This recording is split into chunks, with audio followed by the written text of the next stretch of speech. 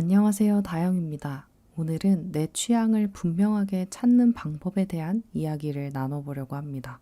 1인 브랜드를 하면서 생각보다 중요한 게 취향이라는 생각이 드는데요.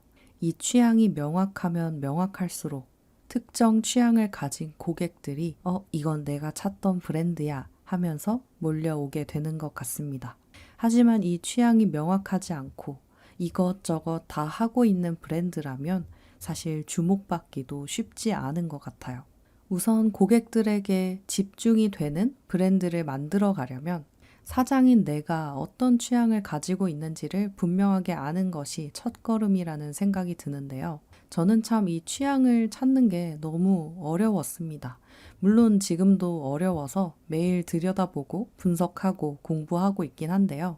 그래도 요즘은 좀 나름의 노하우가 생긴 것 같아서 취향에 대해서 고민하고 있는 분이 계시다면 도움이 되지 않을까 하는 마음에 영상을 올리게 됐습니다.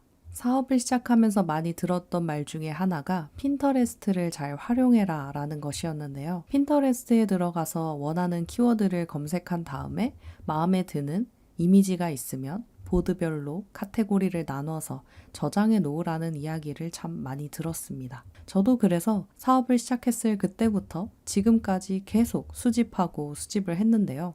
멋있고 아름다운 이미지들은 넘쳐나는데 한편으로는 제가 그걸 왜 좋아하는지 도저히 모르겠더라고요.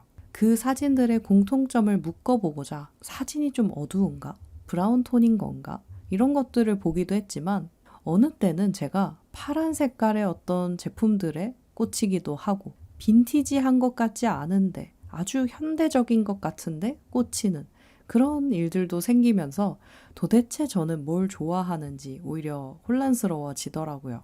그런데 최근에 좀 방법을 바꿔봤는데요. 제 영상을 보시는 분들은 대부분 작가님들이 많으시잖아요. 아마 어떤 작품을 만들까, 어떤 브랜드 이미지를 만들까 고민하고 계실 것 같은데요. 저는 요새 하고 싶지 않은 건 무엇인가 라는 걸 좀 가려보는 중입니다.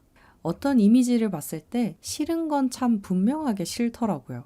그래서 싫은 사진들을 만났을 때 이게 왜 싫은지 이유를 꼭 하나씩 찾고 넘어가려는 어떤 습관을 들이고 있습니다. 그러고 나서 제가 모아두었던 핀터레스트에 들어가서 제가 좋았던 사진들을 보니까 그 싫은 이유들이 그 사진들에는 없더라고요. 그렇게 하나씩 제가 싫어하는 것들을 제하고 제하다 보니까 나는 뭘 좋아하는구나가 조금씩 명확해지기 시작을 했습니다.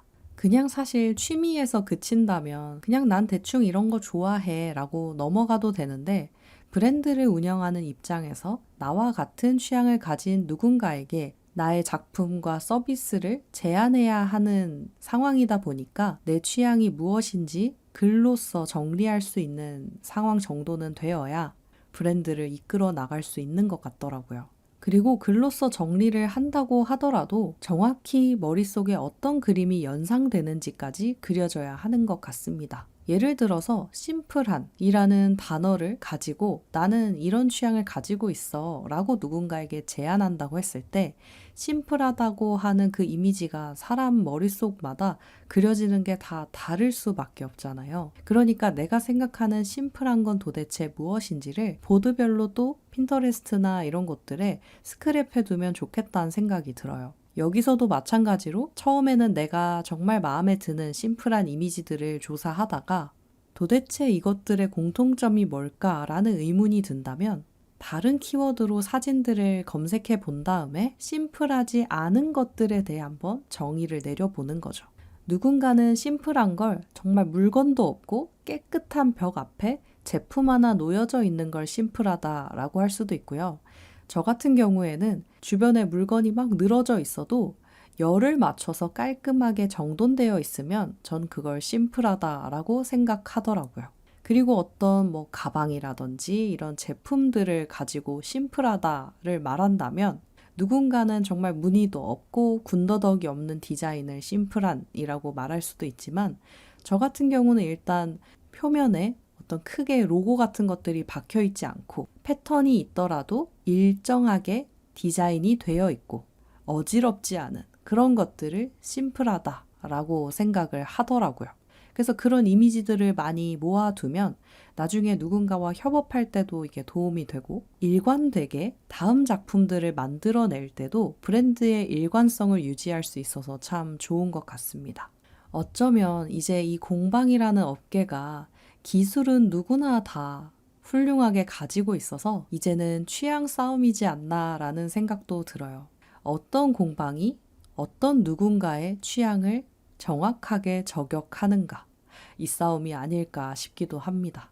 그래서 저도 요새 테레즈라는 새로운 브랜드에 저의 취향을 정말 제대로 녹이고 싶어서 여기저기 시장 조사도 하고 사진도 수집하고 고민도 하고 많은 시간을 취향을 분석하는 데 할애하고 있어요. 물론 공방을 운영함에 있어서 취향이라는 것보다 더 중요한 것도 많지만 아직 우리의 고객이 되지 않은 잠재 고객들에게는 1초 만에 눈을 사로잡고 1초 만에 여기가 어떤 색깔과 어떤 분위기를 가진 공간인지 파악이 되는 것이 중요하다라는 생각을 해요.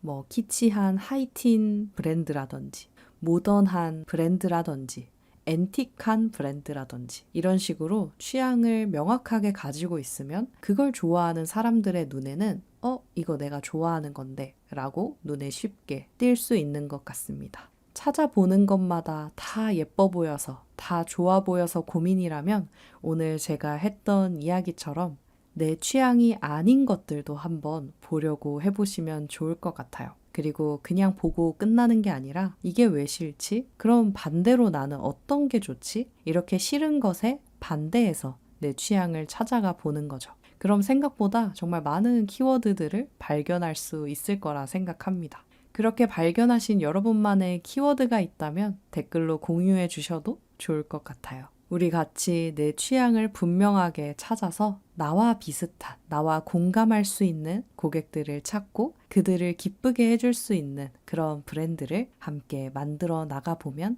좋겠습니다.